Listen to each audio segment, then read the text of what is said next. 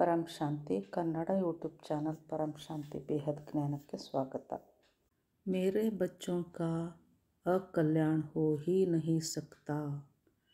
ಬಾಪೂಜಿಯವರು ಇಂದು ಬೇಹದ್ ಮಕ್ಕಳ ಮೇಲೆ ತುಂಬ ಪ್ರೀತಿಯನ್ನು ಕೊಡ್ತಾ ಇದ್ದಾರೆ। ಬಾಪೂಜಿಯವರು ಹೇಳ್ತಾರೆ, ಮಕ್ಕಳೇ, ನಿಮ್ಮ ತಂದೆ ಯಾರು? ನಿಮ್ಮ ತಂದೆ ಪರಮಪಿತನೇ ನಿಮ್ಮ ತಂದೆ ಆಗಿದ್ದಾನೆ ಅಂದ ಮೇಲೆ ನಿಮ್ಮ ಅಕಲ್ಯಾಣವಾಗಲಿಕ್ಕೆ ಸಾಧ್ಯವೇ ಇಲ್ಲ। ನಾವು ಮಕ್ಕಳೆಲ್ಲರೂ ತಂದೆ ಹೇಳಿದ ದಾರಿಯಲ್ಲೇ ನಡೆಯೋಣ।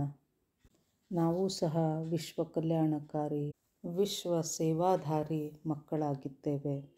ಈ ಜಗತ್ತಿಗೆ ಯಾವುದು ಅಮೂಲ್ಯ ಅಂತ ಅನ್ನಿಸ್ತದೋ ಅಂತಂದರೆ, ಈ ಸಾಂಸಾರಿಕ ಲೌಕಿಕ ಜಗತ್ತಿನಲ್ಲಿ ಹಣ, ಆಸ್ತಿ, ಅಂತಸ್ತು ಇದಕ್ಕೆ ಹೆಚ್ಚು ಬೆಲೆಯನ್ನು ಜನ ಕೊಡ್ತಾರೆ। ಇದೆಲ್ಲವೂ ಕಸಕ್ಕೆ ಸಮಾನ। ಇದನ್ನೆಲ್ಲವನ್ನು ನಾವು ಆ ಪರಮಪಿತ ತಂದೆಗೆ ಅರ್ಪಿಸೋಣ। ಇದು ನಮ್ಮ ಕೊನೆಯ ಜನ್ಮವಾಗಿದೆ ಹಾಗೂ ಈ ಒಂದು ಜನ್ಮವನ್ನು ನಾವು ನಮ್ಮ ತಂದೆಗೆ ಸಂಪೂರ್ಣವಾಗಿ ಸಮರ್ಪಣೆ ಮಾಡಿಬಿಟ್ಟಿದ್ದೇವೆ ಅಂದ ಮೇಲೆ ನಮ್ಮ ಭವಿಷ್ಯ ಹೇಗಿರುತ್ತದೆ ಅಂತ ಕಲ್ಪನೆ ಮಾಡಿದ್ದೀರಾ? ನಮ್ಮ ಭವಿಷ್ಯ ಬಹಳ ಸುಂದರವಾಗಿರುತ್ತದೆ। ನಾವು ನಮ್ಮ ಮನೆ ಪರಂಧಾಮವನ್ನು ಸೇರಲಿದ್ದೇವೆ। ನಮ್ಮ ಮನೆ ಸಂಪೂರ್ಣ ಪ್ರಕಾಶದಿಂದ, ಪರಮ ಪ್ರಕಾಶದಿಂದ, ಪರಮ ಶಾಂತಿಯಿಂದ ಕೂಡಿದಂತಹ ಮನೆ। ಅಲ್ಲಿ ಹೋದಾಗ ನಮ್ಮ ಸ್ವರೂಪವೂ ಸಹ ಪರಮ ಶಾಂತಿ, ಪರಮ ಪ್ರಕಾಶದ ಸ್ವರೂಪವೇ ಆಗಿಬಿಡುತ್ತದೆ। ಅಲ್ಲಿ ಹೋದಾಗ ನಾವು ಇಚ್ಛಾ ಮಾತ್ರ ಅವಿದ್ಯ ಆಗಿಬಿಡುತ್ತೇವೆ। ನಮ್ಮ ಸ್ಥಿತಿ, ನಮ್ಮೆಲ್ಲ ಬೇಹದ ಮಕ್ಕಳ ಸ್ಥಿತಿ ತಂದೆಯ ಸಮಾನವಾಗಿ ಬಿಡುತ್ತದೆ। ಅಂದರೆ ನಮ್ಮೊಳಗೆ ಯಾವುದೇ ರೀತಿಯ ಒಂದು ಇಚ್ಛೆ ಅನ್ನುವುದೇ ಉದ್ಭವಿಸೋದಿಲ್ಲ ಹಾಗೂ ಯಾವುದೂ ನಮಗೆ ಕಡಿಮೆ ಆಗಿದೆ ಅಂತ ಅನಿಸೋದೇ ಇಲ್ಲ। ಆ ಒಂದು ಸ್ಥಿತಿಯಲ್ಲಿ ನಾವು ನಮ್ಮ ಮನೆ, ನಮ್ಮ ಪರಂಧಾಮದಲ್ಲಿ ನಾವು ಇರುವಂತಹ ಸಮಯ ಅತಿ ಹತ್ತಿರದಲ್ಲಿ ಬಂದಿದೆ। ಬಾಪೂಜಿಯವರ ಸಂದೇಶಗಳು ಅಂದರೆ ವಾಣಿಗಳಲ್ಲಿ 80-85 ವರ್ಷಗಳವರೆಗೂ ಇದು ನಡೆದುಕೊಂಡು ಬಂದಿದೆ। ಮುರಳಿಯಲ್ಲಿ ಹೇಳಲಾಗಿ, ಅದು ವ್ಯಕ್ತವೇ ಇರಲಿ ಅಥವಾ ಅವ್ಯಕ್ತವೇ ಇರಲಿ, ಆ ಎಲ್ಲದರ ಸಾರ ಅಂತಂದರೆ ಹೇಗೆ ಮಕ್ಕಳು ಇದನ್ನೆಲ್ಲ ಪ್ರಾಕ್ಟಿಕಲ್ ಆಗಿ ಇಂಪ್ಲಿಮೆಂಟ್ ಮಾಡಿಕೊಳ್ಬೇಕು ಅನ್ನೋದನ್ನು ಹೇಳಲಾಗಿದೆ। ನಾವು ಈ ಜ್ಞಾನ, ಈ ಬೇಹದ್ನ ಜ್ಞಾನವನ್ನು ನಾವು ಪ್ರಾಕ್ಟಿಕಲ್ ಆಗಿ, ಆಳವಾಗಿ ಇದನ್ನು ತಿಳಿದುಕೊಂಡು ನಮ್ಮ ಜೀವನದಲ್ಲಿ ಇಂಪ್ಲಿಮೆಂಟ್ ಮಾಡಿಕೊಳ್ಳಬೇಕು ಹಾಗೂ ಈ ಜ್ಞಾನವನ್ನು ಪಡೆದು ನಾವು ತಂದೆಯ ಸ್ವರೂಪದಲ್ಲಿರುವುದನ್ನು ಕಲಿಯಬೇಕು। ತಂದೆಯ ಸ್ವರೂಪವೇ ನಾವಾಗಬೇಕು। ಹೀಗಾಗಿ ನಾವು ಬಾಪೂಜಿಯವರ ಸಂದೇಶಗಳನ್ನು ಬಹಳ ಗಮನ ಬಿಟ್ಟು ಕೇಳಿಸಿಕೊಳ್ಳಬೇಕು ಹಾಗೂ ಅದನ್ನು ನಾವು ಜೀವನದಲ್ಲಿ ಅಳವಡಿಸಿಕೊಳ್ಳಬೇಕು। ಮುಂದುವರೆದು ಬಾಪೂಜಿಯವರು ಹೇಳ್ತಾ ಇದ್ದಾರೆ, ಎಲ್ಲ ಕಡೆಯಿಂದ ಅಂದರೆ ತನು, ಮನ, ಧನ, ಜನ ಈ ಎಲ್ಲದರಿಂದ ನೀವು ಪರಿಪೂರ್ಣವಾಗಿದ್ದಾಗ, ಅಂದರೆ ಈ ಯಾವುದರ ಕೊರತೆಯೂ ನಿಮಗೆ ಇರದಿದ್ದಾಗ ನೀವು ಸಂಪೂರ್ಣರಾಗಿ ಇರುತ್ತೀರಿ। ಅಂದರೆ ಆರೋಗ್ಯಕರವಾಗಿ, ಸಂಪದ್ಭರಿತರಾಗಿ ಹಾಗೂ ಸಂತೋಷವಾಗಿ ಇರುತ್ತೀರಿ। ಆದರೆ ನಾವು ಎಲ್ಲವನ್ನು ತಂದೆಗೆ ಅರ್ಪಿಸಿ ನಡೆಯುವುದನ್ನು ಕಲಿಬೇಕು। ಮೇರಾ ಬಾಪ್ ಹೈ ಔರ್ ಹೈ ಭಿ ಕೌನ್, ಏಕ್ ಬಾಪ್ ದೂಜಾ ನ ಕೋಯಿ। ಅಂದರೆ ನನಗೆ ಲೌಕಿಕದಲ್ಲಿ ಎಲ್ಲವೂ ಸಿಕ್ಕರೂ ಸಹ ನನ್ನ ತಂದೆಯೊಬ್ಬನನ್ನು ಹೊರತುಪಡಿಸಿ ನನಗೆ ಯಾರೂ ಇಲ್ಲ। ನನ್ನ ತಂದೆಯೇ ನನಗೆ ಸರ್ವಸ್ವ। ತಂದೆಯೊಬ್ಬನನ್ನು ಬಿಟ್ಟು ಈ ಪ್ರಪಂಚದಲ್ಲಿ ಯಾರೂ ಇಲ್ಲ ಎನ್ನುವಂತಹ ಭಾವ ನಮ್ಮಲ್ಲಿ ಇರಬೇಕು। ತಂದೆಯೊಬ್ಬನನ್ನು ಹೊರತುಪಡಿಸಿ ನಮ್ಮ ಬಳಿ ಇದು ನನ್ನದು ಅನ್ನುವಂಥದ್ದು ಯಾವುದೂ ಇಲ್ಲ। ಇದನ್ನು ನೀವು ಚೆನ್ನಾಗಿ ತಿಳಿದುಕೊಂಡು ನೋಡಿ। ನನಗಿಂತ ಭಾಗ್ಯಶಾಲಿ ಇನ್ಯಾರೂ ಇಲ್ಲ ಎಂದು ನಾವು ಪರಿವರ್ತನೆಯ ಪ್ರೊಸೆಸನ್ನು ನಾವು ಸರಳವಾಗಿ ನಡೆಸಿಕೊಂಡು ಹೋಗಬೇಕು। ಪರಿವರ್ತನೆಯ ಪ್ರೊಸೆಸ್ ಅಂತಂದರೆ ತಂದೆಯ ಸಮಾನವಾಗುವುದು, ಇದುವೇ ನಮ್ಮ ಪರಿವರ್ತನೆಯ ಪ್ರೊಸೆಸ್ ಆಗಿದೆ।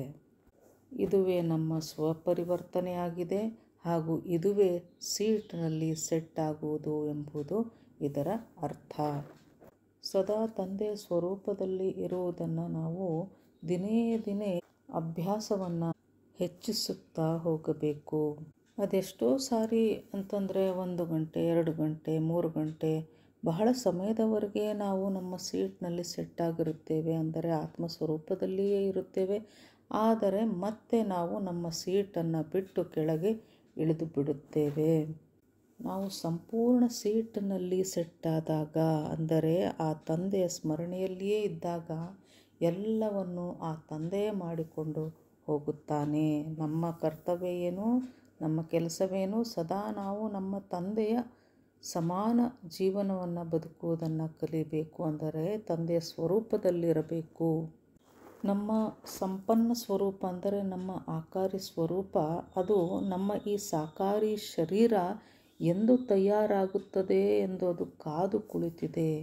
ಈ ಸಾಕಾರಿ ಶರೀರ ಸಂಪೂರ್ಣವಾಗಿ ಆತ್ಮ ಸ್ವರೂಪದಲ್ಲಿರುವುದನ್ನು ಕಲಿತು ಇದು ತಯಾರಾದರೆ ಆ ಸಂಪನ್ನ ಸ್ವರೂಪ, ಆಕಾರಿ ಸ್ವರೂಪ ನಮ್ಮನ್ನು ಸೇರಲಿದೆ.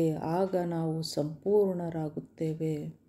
ಆದರೆ ನಾವು 24/7 ನಾವು ಸೀಟ್ನಲ್ಲಿ ಸೆಟ್ಟಾಗಿರಬೇಕು, ತಂದೆಯ ಸ್ವರೂಪದಲ್ಲಿರಬೇಕು. ಆಗ ಆ ಆಕಾರಿ ಸಂಪನ್ನ ಸ್ವರೂಪ ನಮ್ಮನ್ನು ಧಾರಣೆ ಮಾಡುತ್ತದೆ.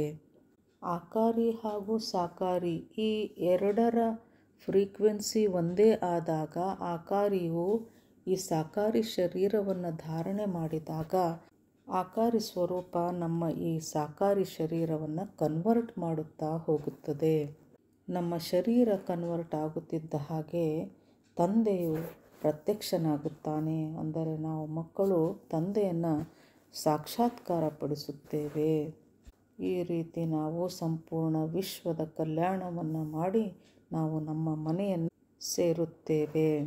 ನಾವು ಸದಾ ನಮ್ಮ ಮನಸ್ಸು ಬುದ್ಧಿಯನ್ನು ಆ ತಂದೆಗೆ ಸಮರ್ಪಣೆ ಮಾಡಿಬಿಡಬೇಕು. ತಂದೆ ಹೇಳುತ್ತಿದ್ದಾರೆ, ಮಕ್ಕಳೇ, ಹೆಚ್ಚು ಯೋಚನೆ ಮಾಡುವುದು ಬೇಡ.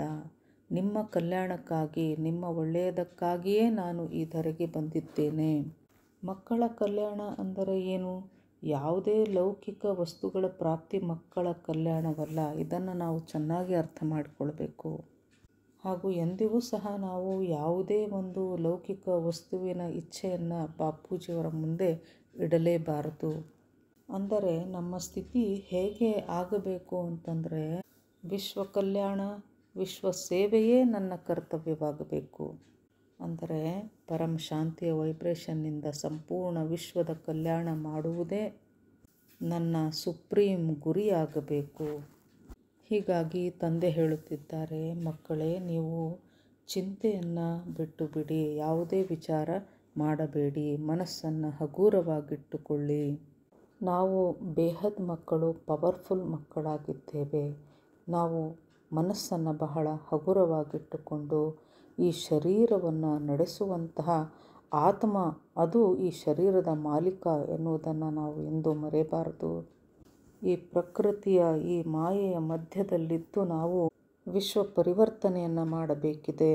ವಾಣಿಯಲ್ಲಿ ಹೇಳಿದ್ದಾರೆ, ಮಕ್ಕಳೇ, ನೀವು ಪ್ರಕೃತಿಯ ಮಾಲೀಕರಾಗಿದ್ದೀರಾ ಅಂತಂದರೆ, ನಾವು ಪ್ರಕೃತಿಯ ಮಾಲೀಕರಾಗಲು ಹೇಗೆ ಸಾಧ್ಯ? ನಾವು ಯಾವಾಗ ಆತ್ಮಸ್ವರೂಪದಲ್ಲಿ ಸೀಟ್ನಲ್ಲಿ ಇರುತ್ತೇವೆಯೋ ಆಗ ನಾವು ಈ ಪ್ರಕೃತಿಯ ಮಾಲೀಕರಾಗಲಿಕ್ಕೆ ಸಾಧ್ಯ. ನಾವು ಪ್ರಕೃತಿಯ ಮಾಲೀಕರಾದಾಗ ಈ ಪ್ರಕೃತಿಯನ್ನು ಪರಿವರ್ತನೆ ಮಾಡೋದು ಸಹ ನಮ್ಮ ಗುರಿಯಾಗಿರುತ್ತದೆ. ಈ ಪರಿವರ್ತನೆಯನ್ನು ಮಾಡಲಿಕ್ಕೆ ಈ ವಿಶ್ವದಲ್ಲಿ ಕೆಲವು ಮಕ್ಕಳು ಮಾತ್ರ ಇದ್ದಾರೆ. ಅಂದರೆ ಪರಿವರ್ತನೆ ಮಾಡುವಂತಹ ಮಕ್ಕಳ ಸಂಖ್ಯೆ ಹೆಚ್ಚಿನ ಸಂಖ್ಯೆಯಲ್ಲಿ ಇಲ್ಲ ಎಂದು ಬಾಪೂಜಿ ತಿಳಿಸ್ತಾ ಇದ್ದಾರೆ. ವಾಣಿಯಲ್ಲಿ ಹೇಳಿದ್ದಾರೆ, ಕೋಟೋ ಮೇ ಕೋಯಿ ಮೇ ಕೋಯಿ ಬಿರ್ಲಾ ಹಿ ಮುझे ಜಾನ್ ಸಕ್ತಾ ಹೈ. ಅಂದರೆ ತಂದೆಯ ಸಮಾನರಾಗಲಿಕ್ಕೆ ಸಾಧ್ಯ. ಇಂತಹ ಮಕ್ಕಳ ಸಂಖ್ಯೆ ಕೋಟಿಗೆ ಒಬ್ಬರು, ಮತ್ತು ಆ ಒಬ್ಬೊಬ್ಬರಲ್ಲಿ ಒಬ್ಬರು ಅಂತಂದಾಗ ಎಷ್ಟು ಸಂಖ್ಯೆ ಕಡಿಮೆ ಆಯಿತು ನೋಡಿ. ವಿಶ್ವ ಪರಿವರ್ತನೆಯೇ ನನ್ನ ಗುರಿ ಅಂತ ಹೇಳಿ ತಂದೆಯ ಮಾತಿನ ಮೇಲೆ ನಡೆದುಕೊಂಡು ವಿಶ್ವ ಪರಿವರ್ತನೆಯನ್ನು ಮಾಡುವಂಥ ಮಕ್ಕಳ ಸಂಖ್ಯೆ ಬಹಳ ವಿರಳವಾಗಿದೆ. ಹೀಗಾಗಿ ತಂದೆ ಹೇಳ್ತಾ ಇದ್ದಾರೆ, ಮಕ್ಕಳೇ, ವಿಶ್ವ ಪರಿವರ್ತನೆಯಂತೂ ಆಗಿಯೇ ಇದೆ. ನೀವು ನಿಮ್ಮ ಮೇಲೆ ಗಮನವನ್ನು ಇಡಿ, ಅಟೆನ್ಷನ್ನಲ್ಲಿರಿ. ಪರಂ ಶಾಂತಿ. परम शांति सोचो, बोलो परम शांति. Join us daily for our morning live meditation, Monday to Saturday, 5:30 to 6:30 a.m. Join us daily for live meditation, 10 p.m. to 11 p.m. on YouTube Live. Subscribe now. Website www.paramshanti.org. Email us anand@paramshanti.org. Like, share, subscribe. Join today. बेहद की परम शांति सोचो.